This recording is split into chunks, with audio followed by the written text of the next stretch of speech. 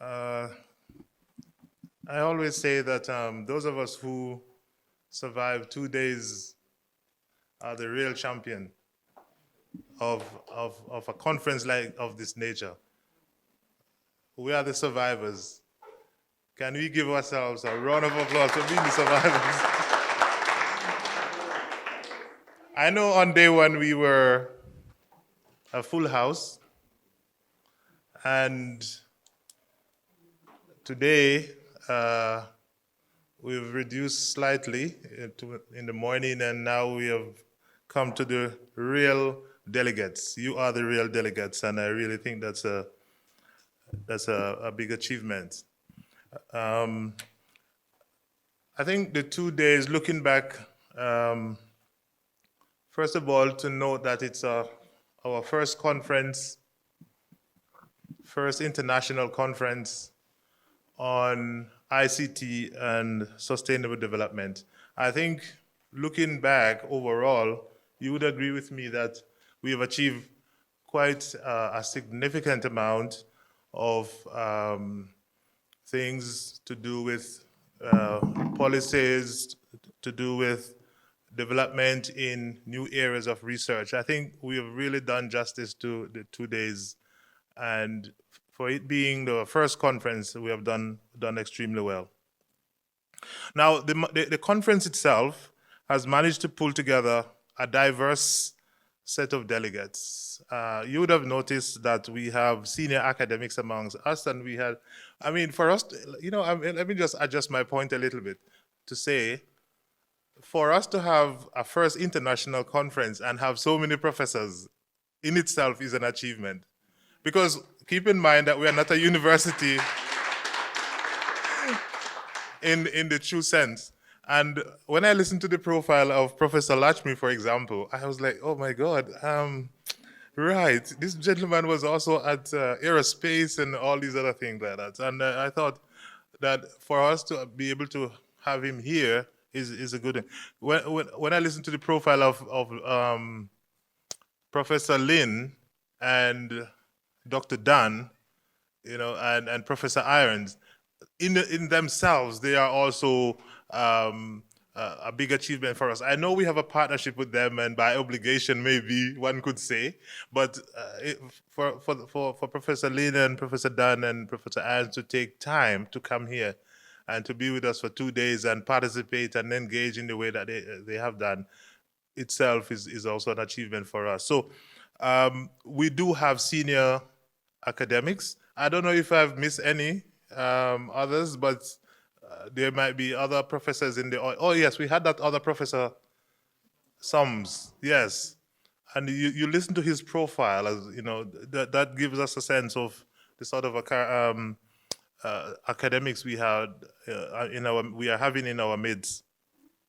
So we have managed to pull together the senior academics, but alongside that, we have managed to pull together students, undergraduate students, postgraduate students, but the undergraduate students were more vocal than the postgraduate students. Have you noticed?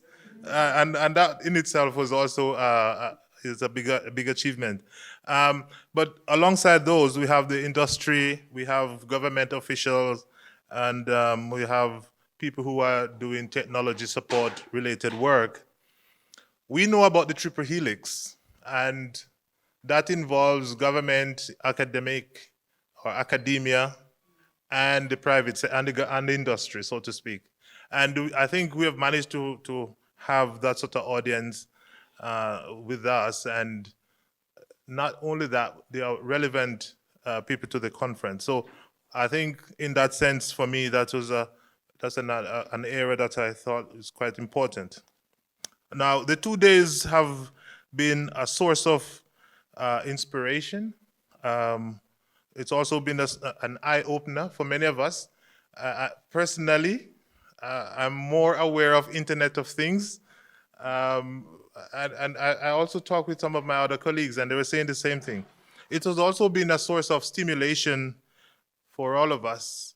I think we walk away here with new research ideas, new areas to focus upon, and so on and so forth. Collaboration possibilities, and all of those things. But it has also set us some challenges, some serious challenges over these 2 days. And I think even just listening to where we are now, are we ready? Is Botswana ready? It also opened up some areas of serious challenges that we need to pay attention to in terms of moving things forward. The conference has brought home for me the main lesson that ICT can indeed be leveraged to drive sustainable development. You know, there was a question from the gentleman earlier about whether we were talking about sustainable development. I really like the answer that were given, because those answers are spot on. We did talk about the sustainable development pillars. We talk about the goals of the 17 goals. I think even the guest speaker, one of the speakers yesterday in the afternoon, the keynote, talk about the goals, the sustainable development goals.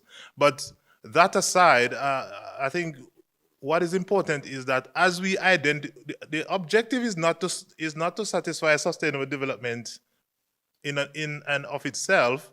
I think what we want to drive is economic growth, and those other areas that are mentioned amongst the 17 pillars, including quality education, the area around reducing poverty, having quality cities, and all those things.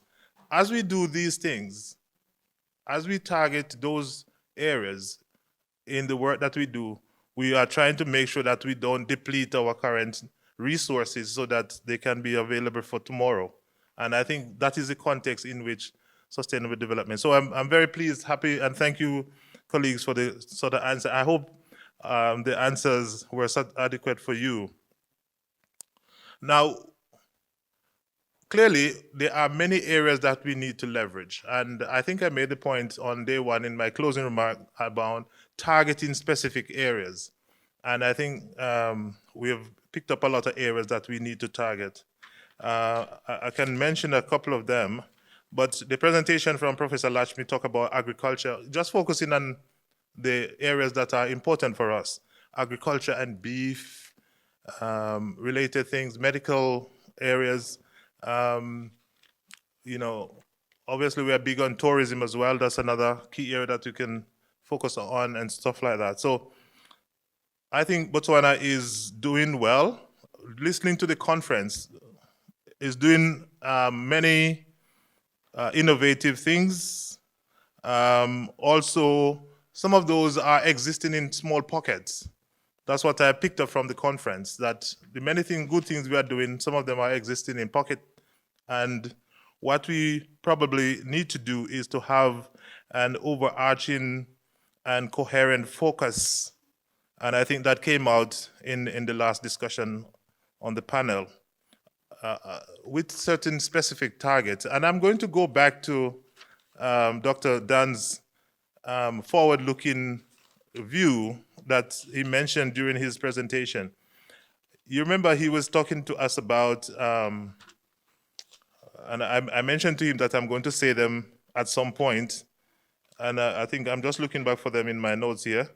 There were about 4 or 5 targets that he said we should set ourselves, and I think that is the sort of planning that we might need to start doing at the moment. One of them was around, forget about the numbers in particular, but one of them was around 5,000 new tech business. You remember that? 5,000 new tech business coming to Botswana within by a certain period of time, if I remember clearly. Yeah. But let's say the number, let's forget about the numbers for a moment, but just the idea of an overarching plan in which there are specific targets that we are focusing on. For 40,000 major corporate spending over 100 billion or million. Botswana being a pioneer for deploying Industry 4.0, and the last one was around hotbed for technology innovation and something like that. I think we need those sort of targets, and I think that's one of the things that came out strongly in the conference, that whatever plan we come up with, it should be driven with some overarching target, national targets that the rest of us at a sub-level can be using, driving, working towards achieving. Moving on, I think the point is made around the need for a coherent strategy. Collaboration, again, came out as a key, is one route to achieve sustainable ICT and sustainable development goals. Collaboration. I think I'm very happy for the opportunities that the conference provide us to hear what other people are doing, wherever they are. I know we need to keep relationship with Professor Soms. We need to keep with all our professors. But certainly the Sunderland Software City Center, we really need to build a relationship there and to take that forward. After a conference of this nature, we expect some sort of summary, and maybe I'm talking to Dr. Mahali at this point. We expect a sort of summary of some sort of the key declarations and recommendations. I know we have been videotaping the sessions. We videotaped, well, at least that's what I'm assuming, because there's a camera there. The parallel session, we videotape all the keynote presentation and discussions. I think we'll have to sit down and listen to them and write out the key points, the declaration that we can make from those, and then to have a plan of action. Hopefully to then, out of that, we will be able to determine the specific learning points and key messages that we need to take home. So we certainly will be working on that with I will be working on that with Dr. Marley and his team to make sure that we have something documented from the conference. The hope is that from these, we can benefit from the conference. It should not just be a talk shop. We should have substantive things coming out, and I've hinted at some of them. For instance, taking the relationship with Sunderland Software City. I almost say Soccer City. Sunderland Software Sunderland Software City, more taking that forward. Now, for us at BAC, we have seen there are a number of areas that we need to focus on. One of them is around skills gap. I've picked up the skills gap area, that we need to have specific short courses around building capacity in certain areas. I think there was a slide at one point where there was upskilling, reskilling, and training. So I think that's one area that we are looking at as well. Also developing programs that are aligned. I think that was a strong message. Programs that are aligned to the industry needs. And even though I know the HRDC for us is insisting on that and has been insisting on that. But we have also seen the need for expanded expansion of our divisions here at BAC. I think now I'm thinking that we might need to have a center that deals with commercialization, innovation, and all of that. That isn't our discussion plan, but there's more urgent need for that now, which is a new set of staffs, completely different set of staff from even the people who are doing the research. The people are researchers, and we take the ideas over there and all of that. Now, I know let me not keep you longer, but I'll just try to highlight those particular areas as by way of saying, yes, we have been listening and we take the key messages. We also will have the documentation together. Before I close off, let me send out some thank yous. One of them is to you, the delegates. Thank you very much. And I think the MC or the panel chair did that by way of thanking you for being here. And I also started off with that. So again, I will just repeat myself by saying thank you very much for the endurance.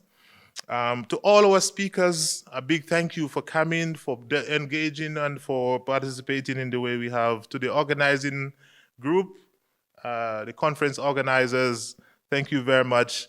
Well done. This is going to be an annual conference, so we expect to be back here sometime next year looking at this. And there are a lot of lessons that we know we have learned from just being the host itself. So, ladies and gentlemen, in summary, thank you, and I officially declare the conference closed.